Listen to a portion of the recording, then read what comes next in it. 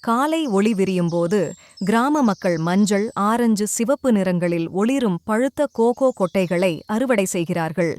கடினமான வெளிப்புற ஓடுகளை உடைத்தால் இனிமையான வெள்ளை பழச்சதையில் மூடப்பட்ட கோகோ விதைகள் வெளிப்படுகின்றன. அந்த விதைகள் வாழை இலைகளில் மடித்து ஒரு வாரம் புளிக்க வைக்கப்படுகின்றன. அப்போதுதான் ஆழமான சாக்லேட் மணமும் சுவையும் உருவாகத் தொடங்குகிறது. பின்னர் அவை வெயிலில் நன்றாக உலர்த்தப்பட்டு சூடான வோக்கில் வறுக்கப்படுகின்றன. வறுக்கும்போது மொறுமொறு தோல்கள் தளர்ந்து உரிந்து உள்ளே இருக்கும் செறிந்த கோகோ நிப்ஸ் வெளிவருகின்றன.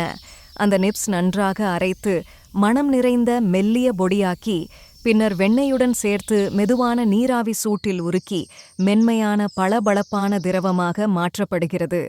இறுதியாக அந்த மென்மையான சாக்லேட் அச்சுகளில் ஊற்றி கெட்டியாக விடப்படுகிறது. இயற்கையானது, தூய்மையானது, கையால் செய்யப்பட்ட சாக்லேட் நேரமும் அக்கறையும் கொண்டு உருவாக்கப்பட்டது.